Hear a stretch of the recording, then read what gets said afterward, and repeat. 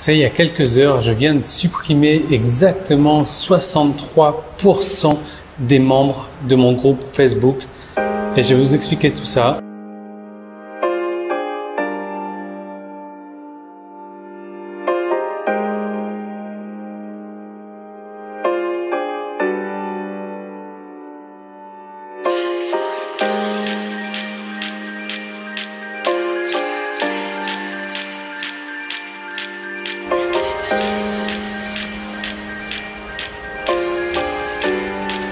Je bossais les épaules aujourd'hui et j'ai des courbatures aux épaules alors qu'hier j'ai bossé les pecs. C'est bizarre, c'est bizarre.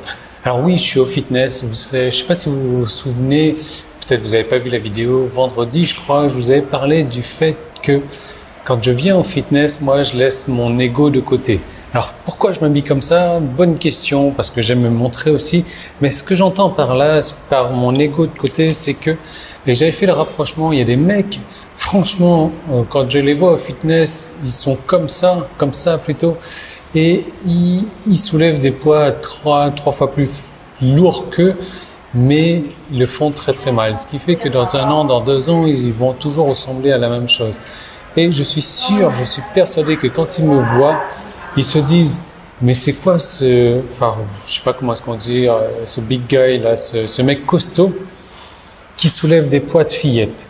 Et effectivement, comme je vous dis, moi, quand je viens au fitness, je laisse mon ego de côté, mon ego reste à la porte d'entrée et franchement, je travaille ce que j'ai à travailler et c'est pas rare que j'utilise des haltères, voilà, très petits, de très petits poids, de trucs genre 2 kg, 2,5 kg.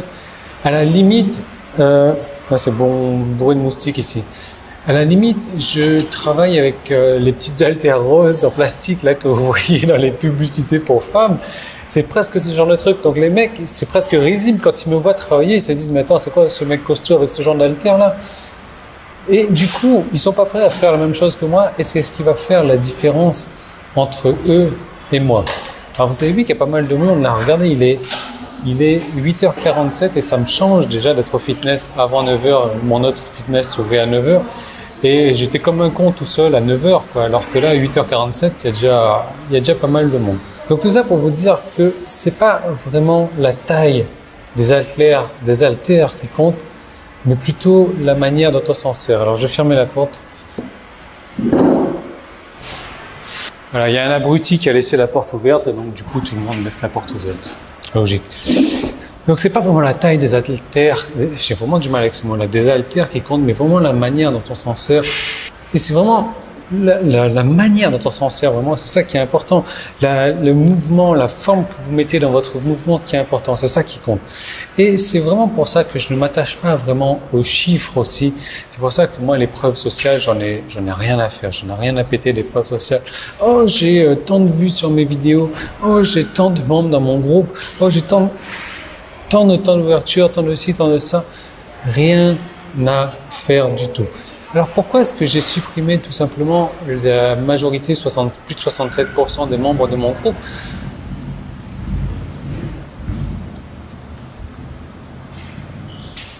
Une des bécanes de mes rêves. Parce que c'était des membres inactifs. Voilà, j'avais posté un message dans mon groupe 4-5 jours avant, disant que voilà, toute personne qui n'aurait pas liké ou commenté sur ce message-là sera supprimée du groupe lundi. Au résultat des comptes, que 33% des gens. Et voilà, on en revient encore à cette règle des 20-80. Hein. Donc 33% des gens ont liké, commenté, c'est-à-dire que 33% des gens sont actifs sur ce groupe Facebook. Le reste, il dégage.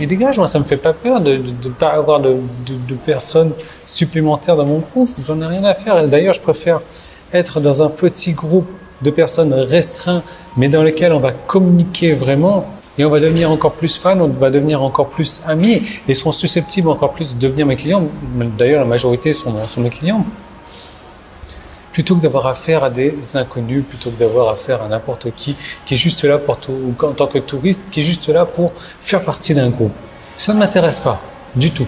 Et d'ailleurs, j'ai des nouvelles règles aujourd'hui par rapport aux personnes que j'admets dans mon groupe. Et aujourd'hui, ce qu'il faut savoir, c'est que je refuse plus de personnes que je n'en admets dans le groupe.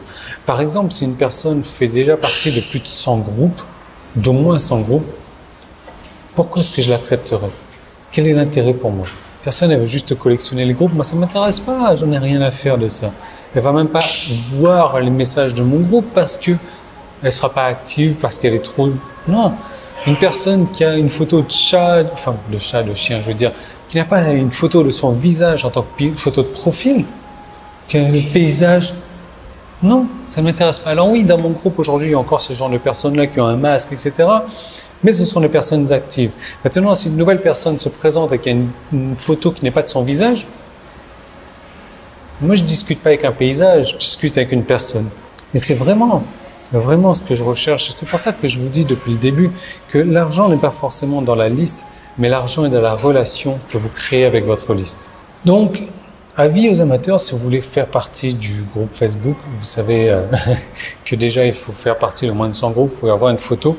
Et si vous venez dans le groupe juste pour être touriste comme ça, que vous n'intervenez pas, vous allez dégager au bout de 2 jours. D'ailleurs, maintenant, aujourd'hui, une personne qui arrive dans le groupe qui ne se présente pas au bout de 48 heures, elle dégage, j'en ai rien à faire. Et aujourd'hui, vous savez, c'est la même chose dans ma liste email, je supprime pas mal de monde. Et je dis pas, je désinscris, mais je supprime. Je carrément dans la Weber, je cherche l'email de la personne, je la supprime.